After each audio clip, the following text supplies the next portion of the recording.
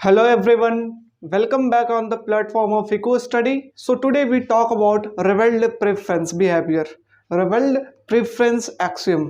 ये क्या होता है? This is lecture number 7. Before this lecture we talk about budget, indifference curve, utility, optimal choice. तो ये सारा हम लोग पहले लेक्चर्स में कर लिए. अगर आप नहीं किए तो ऊपर आपको प्लेलिस्ट का लिंक शो हो रहा होगा, वहां से आप पिछले लेक्चर्स को जाकर के देख सकते हैं. गेटिंग? हाँ, तो चलिए आज हम लोग स्टार्ट करते हैं revelled preference axiom. Revelled preference किसे कहते हैं? अब आपको पता है कि ऑप्टिमल चॉइस क्या होगा. ऑप्टिमल चॉइस क्या होगा? दैट इज ये आपका हो गया पसंद. दिस इज योर पसंद, और जो पसंद हमारे बजट से मिलता हो वो आपका ऑप्टिमल चॉइस होगा. Getting my point? कि ये आपका ऑप्टिमल चॉइस है जहां पर आपका बजट लाइन और इनडिफरेंस कर्व जो है वो टेंजेंट हो बजट लाइन का.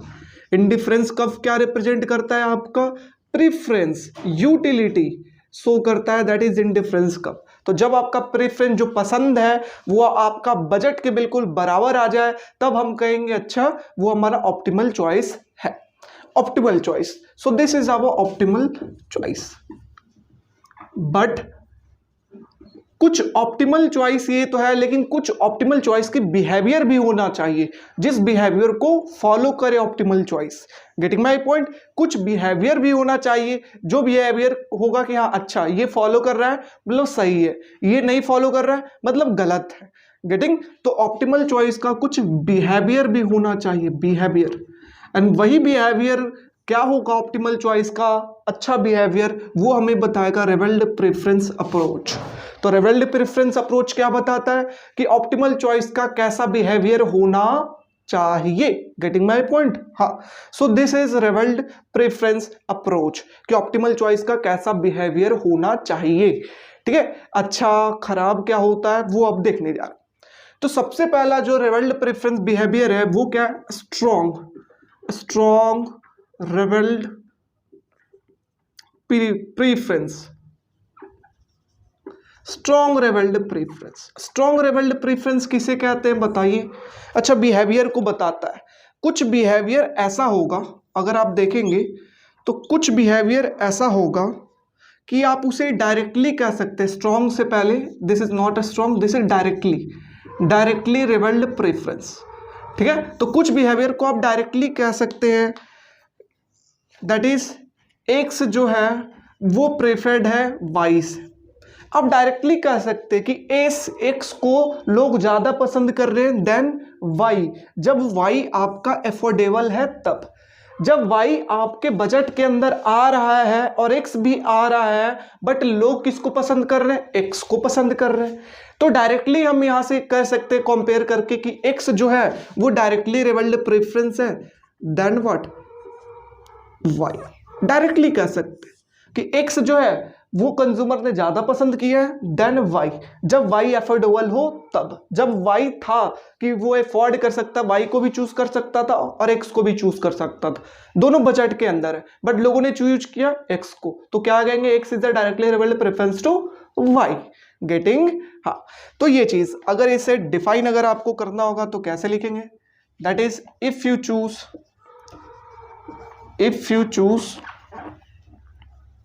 A when you can afford Y, when you can afford B,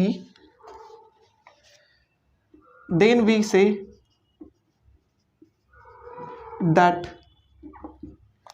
A is directly rivaled preferred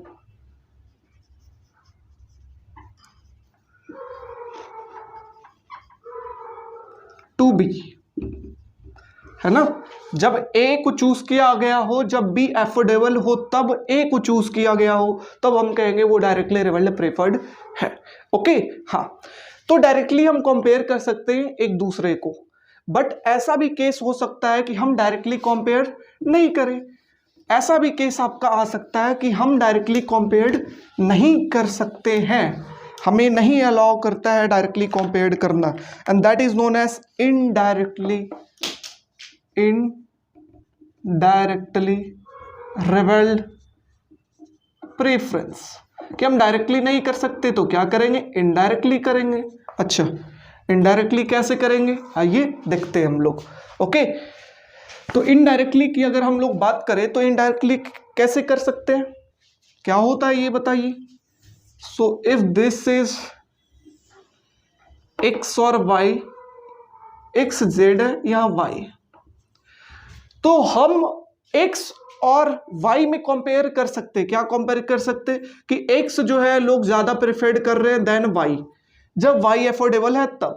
तो कह सकते हैं X is directly revealed preference DRP than Y, yes और नो, यस। हम वाई और Z में directly compare कर सकते हैं, that is Z is preferred than Y. हम डायरेक्टली कंपेयर कर सकते हैं कि जेड जो है वो प्रेफर्ड है देन वाई, तो हम लोग क्या कहेंगे, that is Z is directly revealed preferred to Y, है ना। हम लोग डायरेक्टली ऐसे कंपेयर कर सकते, but we can't say about what is X और जेड। हम डायरेक्टली नहीं बोल सकते कि एक्स जो है वो प्रेफर्ड है जेड का, यस और नो, हम नहीं बता सकते। जैसे हम लोग ट्रांजिटिविटी के अंदर देखा था, X is greater than Y, Y is greater than Z, तो हम लोग क्या बताएंगे, that is X is greater than Z, yes और नो। हम डायरेक्टली एक्स और जेड के बीच में कंपेयर नहीं कर सकते। गेटिंग, हम क्या करें, y से कंपेयर किए, y को z से कंपेयर किए, फिर x को z से कंपेयर करेंगे। गेटिंग, सो ऐसा आता है इनडायरेक्टली का, that is x is directly revealed preference to y, that is y directly revealed preference to z अगर है, तो हम क्या कहेंगे, ये दोनों से conclusion, that is x is indirectly revealed preference to z, x is indirectly revealed preference to z। तो ये आपका क्या बताता है, that is indirectly revealed preference, ठीक है ना। दो हम डायरेक्टली नहीं बता सकते कि बिहेवियर क्या है, हम इनडायरेक्टली बता रहे हैं कि एक्स और जेड के बीच में बिहेवियर क्या है। We know X is directly revealed preference than Y, Y is directly revealed preference than Z, तो हम क्या कहेंगे, that is X is indirectly revealed preference than what, Z, that is IRP, indirectly revealed preference. जो behaviour को directly नहीं बता सकते उस बिहेवियर को हम इनडायरेक्टली बताएंगे थ्रू ट्रांजिटिविटी, यस और नो, यस। अच्छा, तो डायरेक्टली हम लोग देख लिए, इनडायरेक्टली हम लोग देख लिए, यस। अब देखिए दो एक्सियम आता है, दो एक्सियम आता है, वही आपका इसके अंदर है और कुछ नहीं। That is your first one is weak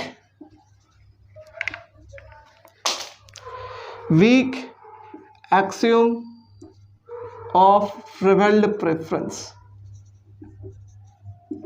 weak axiom of revealed preference, and second one is strong axiom of revealed preference, strong axiom of revealed, weak and a strong axiom of revealed preference. So there are two type of axiom, एक तो week का और एक strong. इसे हम लोग कहते हैं WARP, वीक वाले को क्या कहेंगे, WARP, स्ट्रॉन्ग वाले को क्या कहेंगे, SARP। गेटिंग, तो क्या ये दोनों है प्रीफरेंस, क्या ये दोनों एक्सियम है, इसे अब हम लोग देखने जा रहे हैं। ओके, तो सबसे पहला बात करते हैं वीक एक्सियम। वीक एक्सियम क्या कहता है कि अगर A डायरेक्टली रिवल्ड प्रेफरेंस है देन बी, ए अगर डायरेक्टली रिवल्ड प्रेफरेंस है than B, and A and B are different, and A and B are different, अगर दोनों डिफरेंट है और ए जो है वो डायरेक्टली रिवल्ड प्रेफरेंस है than B, then it never be case where V is directly revealed preference than A। तो कभी ऐसा नहीं हो सकता कि B जो है वो डायरेक्टली रिवल्ड प्रेफरेंस हो देन A। गेटिंग, तो ये वीक एक्सियम कहता है कि अगर A डायरेक्टली रिवल्ड प्रेफरेंस है देन B और A और B दोनों आपस में क्या है, डिफरेंट, तो ऐसा कभी भी पॉसिबल नहीं है, मुमकिन नहीं है कि B डायरेक्टली रिवल्ड प्रेफरेंस हो जाए देन A। मतलब एक टाइम हम कहें कि A जो है पसंद करता है लोग देन B, और दूसरी टाइम हम कह रहे हैं कि नहीं B लोग पसंद करते than A। So not, this is not weak axiom, समझ रहे हो? तो ये जो बिहेवियर पैटर्न को फॉलो नहीं कर रहा है तो ये वीक एक्सियोम बताता है। Getting? If A is directly revealed preference, A अगर पसंद करते हैं लोग बी से, ए और बी दोनों डिफरेंट है, तो कभी भी ऐसा नहीं हो सकता कि बी और ए क्या हो, आपस में सेम हो या बी अच्छा हो देन ए। गेटिंग? हाँ, so this your weak axiom. Strong axiom क्या कहता है? स्ट्रॉन्ग एक्सियम अगर कहता है आपका, अगर ए डायरेक्टली रिवेल्ड प्रेफरेंस या एक और डायरेक्टली नहीं, एक और पढ़े हैं क्या, indirectly revealed preference, indirectly revealed preference, तो ए आपका डायरेक्टली रिवेल्ड हो या इनडायरेक्टली रिवेल्ड प्रेफरेंस हो देन बी, ए लोग पसंद कर रहे हैं डायरेक्टली या indirectly than B, and A and B are different, A and B are different, A और बी आपस में क्या डिफरेंट है, then it never be case, it never be case where B is directly revealed preference or indirectly revealed preference than A. Getting my point? तो ऐसा कभी भी case नहीं हो सकता कि B जो है वो डायरेक्टली रिवेल्ड प्रेफरेंस हो चाहे इनडायरेक्टली रिवेल्ड प्रेफरेंस हो देन B। ठीक है ना? ओके, अब आपको लग रहा होगा कि भैया अंतर कहाँ पे आ रहा है, तो अंतर आपका कहाँ आ रहा है, यहां पर कह रहा है कि A जो है वो डायरेक्टली रिवेल्ड प्रेफरेंस होना चाहिए देन B, तो कभी भी ऐसा नहीं हो सकता कि B डायरेक्टली रिवेल्ड प्रेफरेंस हो देन A। स्ट्रॉन्ग में एक चीज सिर्फ यहाँ ऐड क्या हो जाता है, सिर्फ डायरेक्टली नहीं इनडायरेक्टली भी, that is A directly plus indirectly और indirectly revealed preference than B हो, तो कभी ऐसा नहीं हो सकता कि B डायरेक्टली या इनडायरेक्टली रिवेल्ड प्रेफरेंस हो देन A। तो यहाँ पे डायरेक्टली इनडायरेक्टली दोनों आ जाता है, यहाँ पे सिर्फ डायरेक्टली की बात होती है।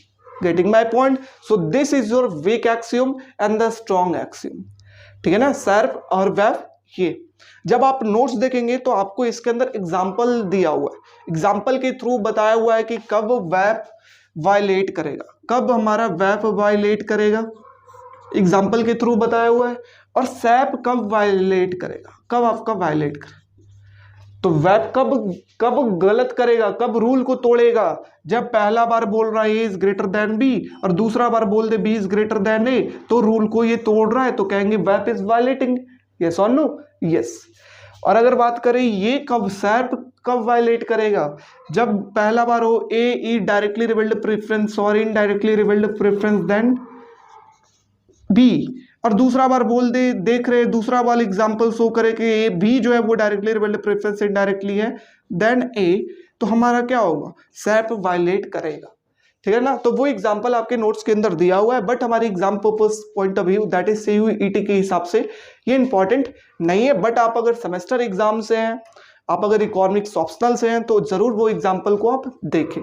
CUET के लिए इंपॉर्टेंट नहीं है, बिकॉज आपको न्यूमेरिकल क्वेश्चन नहीं पूछने वाले हैं कि दे दिया बताइए ये है या नहीं। गेटिंग? सो इस तरीके से हमारा सर्प और वेब का टॉपिक खत्म हुआ। नोट से आप एग्जाम्पल को एक बार देख लेंगे। गेटिंग? ताकि लेक्चर ये लंबा नहीं करना चाहता, दैट्स वाई क्योंकि वो एग्जाम्पल को समझाने में लगभग आधे घंटे आपको लग जाएंगे। ठीक है ना? क्योंकि बेसिक चीज है लेकिन समझाने में आधा घंटा लग जाएगा, that's why I don't want to extend this lecture too much. Okay, so this is our lecture on revealed preference approach. ये हमारा टोटल चैप्टर हुआ रिवेल्ड प्रेफरेंस के ऊपर।